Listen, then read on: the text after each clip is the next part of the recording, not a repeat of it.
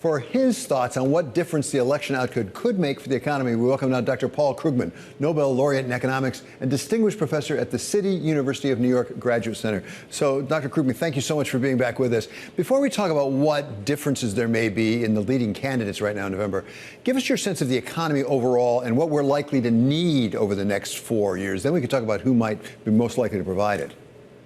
Okay, so we are in an extraordinarily good immediate position. I've been arguing with people who say, this is a Goldilocks economy, and that's wrong. Goldilocks found a, porridge that was neither too hot nor too cold. We've got an economy that's hot where you want it to be hot, like in GDP growth, and cold where you want it to be cold on inflation. So this is, right now this is in a lot of ways the best, short-run economy we've had since the 1990s. So what we need for the next 4 years is to be thinking about the long run. We need to, we need to try and hold on to this good place we found ourselves, but we need to be investing in the future. We need to be working on climate is the overwhelming issue. So we need to be trying to move ourselves towards a green economy. In general, we need to be investing in infrastructure. We need to be trying to build an economy that's leaves fewer people behind, leaves fewer people stranded. So really, we should be shifting from, okay, we had this inflation thing, that was unpleasant, but that's in the rearview mirror. Now we need to be thinking about the next 20, 30 miles ahead on this road. Do we need to at least start to think about the deficit and the debt that's accumulating? Because right now, as you look at Donald Trump and Joe Biden, the two leading candidates, neither one seems to be willing to address that. By the way, this week, Congress did do something on taxation, which was actually it was negative in terms of the deficit. So do we need to address that question? And if so, when? I'm not a complete deficits never matter guy. But I'm not. It still doesn't look like a first-rank issue, despite the the enormous numbers. But everything about America is enormous, and particularly there's a lot of the sustainability of debt depends a lot on comparison between interest rates and the economy's growth rate. And right now, what we have is interest rates seem to be coming down. Growth seems to, productivity growth is looking really good. There are high hopes for AI, all of which means that despite the huge size of those raw debt numbers, I actually don't think that there's any urgency. Yeah, someday, but if you want to ask, given the range of things that can politically be done, we actually just did something quite good. I mean, I don't care about the business tax cuts part of it, but we're actually helping poor families with kids, and those sorts of things are a lot more important than the deficit right now. History, we're told, does not repeat itself, but it does rhyme sometimes. Is there a rhyme with 1993? Because if you go back to 1993, you talk to Bob Rubin about what happened with President Clinton. It's thought that we got a lot of growth out of the 90s in part because we both increased some taxes and cut some spending. Is there a similar opportunity here for pro-growth policies? I'm a great admirer of Bob Rubin, but I don't believe that story for a minute. It's just not what looks like actually happened in the 90s. What actually happened in the 90s was that businesses finally figured out what to do with these computer things, and we got a decade of good productivity growth because we finally figured out how to make productive use of IT. And I actually don't think that Clinton administration policies made much difference one way or the other.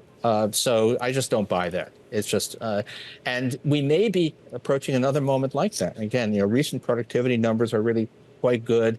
AI maybe it's either going to destroy us or possibly give us another decade of good productivity growth. So no, I just don't. That whole responsible fiscal policy was responsible for the roaring 90s. It's a lovely narrative. I don't think there's anything to support it.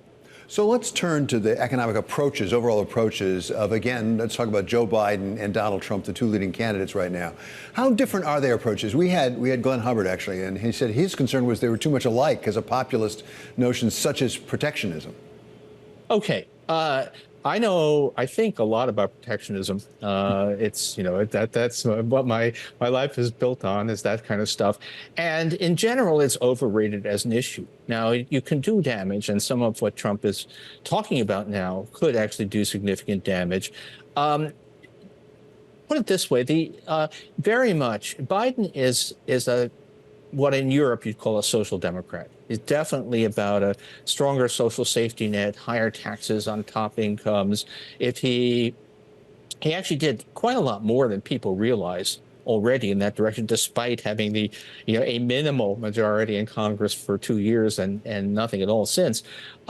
We've, had substantial enhancement of Obamacare. We've had a lot of investment in children and families, and of course infrastructure. Finally, after infrastructure being 2 weeks away for 4 years, all of a sudden now we actually have it. And Trump is not. Trump, for the most part, except for his protectionism, Trump is very much a standard, tax cutting, let's not spend money on people Republican. So no, they're very, very different in terms of likely impact on families in America. And what about effect on the economy? And you mentioned the tariff issue before. Yeah. President Trump, former President Trump, has said that he would favor a 10% across the board, not just China, across the board tariff.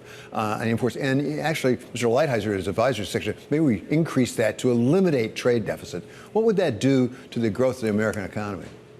Okay, now a dirty little secret of international trade economics is that moderate tariff rates do not, at least according to our models, and as far as we can tell in practice, don't have huge growth effects. They distort consumption and production choices. They do some damage, but to get really big numbers, you have to get well beyond 10%. So of course, if the goal is to eliminate the trade deficit, Lighthizer was going to have a surprise, because tariffs don't eliminate trade deficits unless they get so high as to basically make trade impossible. So we would be talking about much, much higher tariff rates potentially. What's worries me is not, I think there are a lot of really negative consequences if the U.S. does a 10% tariff, but they're sort of geopolitical more than anything else. They would mean that the United States is basically saying, well, we're opting out of our role as a leader of the global economy. It would have a lot of bad effects. In terms of the economic impact, I'm hearing talk about, well, let's have 60% tariffs on imports from China. And, roughly speaking, the adverse effects of a tariff are proportional to something like the square of the tariff rate.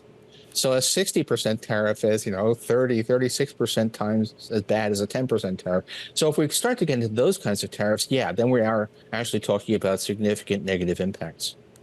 You are the author most recently of a book called Arguing with Zombies. And one chapter in there, which was actually, I think, taken from some work you did just around the time of the Great Financial Crisis, was how did economists get it so wrong? Some people are asking the question today about inflation, where it looks like most economists got it wrong one way or the other, maybe in different ways, duration, size, things like that. What's your sense of why so many economists did get it wrong this time? Okay, now first of all, we've just gone through an absolutely crazy period, right? You don't find disruptions comparable to what COVID-19 did, unless you go back to the 1940s and the transition back to a peacetime economy after World War II. And by the way, the White House made that analogy right at the beginning, and it took a while, but it looks like a pretty good analogy right now. Most of us didn't see. I would fault myself for not realizing just how pervasive the disruptions were going to be. I was looking much too narrowly, much too concretely. I was looking at the price of lumber and not at how the whole labor market would be discombobulated by the effects of the pandemic. And so what would have been a modestly inflationary fiscal expansion turned into something much bigger for a little while. It's kind of not surprising that people got that kind of thing wrong. We have we don't have any recent historical experience to base it on, and so there was a lot of guesswork involved, and most of us just completely failed to understand the scope. The less forgivable thing was all of the people Larry Summers most prominently, but lots of people who said this is like the 70s all over again. And getting inflation down is going to require years of high unemployment. And there was never a good reason to believe that. There were always, we do have a kind of a standard analysis of stagflation, of why it happens and how it happens. And that analysis said, look, we just don't have the kind of entrenched expectations of inflation that we did back in 1979, 1980. So we shouldn't expect a replay of past disinflations. So, there were, it's predictions are hard, especially about the future, Yogi Berra. But in this case, I think there was a failure of imagination, which is what I blame myself for, failure to realize just how wild and crazy the times we were living in were. But there was also a kind of urge to revisit past stories. You got into a mode of disaster thinking, and you start to see all possible disasters as being guaranteed, and that was the source of the really bad predictions, the dire predictions for 2023, which didn't come true. So as you would guess, I'm a liberal arts guy. I'm not a mathematician. Yeah. I'm not an economist. So I'm going to go way over my skis here. But there were models, were there not, that sort of supported Larry Summers' view? I mean, I've read about the beverage curve, for example. Okay, yes. There's a traditional relationship between unemployment and job vacancies, or the version some of us prefer, between unemployment rates and quit rates. Basically, and what happened was that Larry and Olivier Blanchard, who's a very, very responsible, respected economist, looked at and said in 2022, hey, we're way off that relationship. We have a lot more job vacancies than we should, sort of, given the unemployment rate, and concluded from that we were facing a permanently worse trade-off between unemployment and inflation. The trouble with that was, and this is one of those things where, again, I was really kind of baffled. Not that they were right on the numbers, but my God, we were in the middle of the immediate aftermath of a hugely disruptive pandemic. Why imagine that poorly functioning labor market was going to be a permanent fixture of the economy, as opposed to a transitional thing that we would get over, which is what in fact happened. We went right back to the old beverage curve. So one final thought on this. You are the author of a very influential text, economics text. If you were writing or rewriting that book today, would you change anything in your description of inflation? I am rewriting the book. We're on 7th edition right now, and we're in the midst. Actually, we've just finished the rewrite, and it actually has not.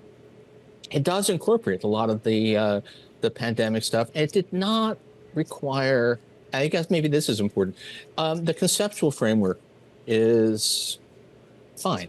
What we saw, particularly this miraculous past year, fits perfectly into our discussion of what happens if you have a positive aggregate supply shock. Now, the text doesn't say, and we're about to have one, because there are lags in textbook production, but it is, in fact, we're not off. What we have is a lot of very unusual things that happen to the economy, but they aren't things that are outside the framework of what we know how to model. There's a lot less need for fundamental rethinking than I think an ordinary person might expect. Of course, I would say that, right? Being an economist who has some stake in it, but still, I actually didn't find that 2023 was a deeply disturbing event that shook my worldview. It was just, I kind of thought something like this might happen, but not so fast and not so massively.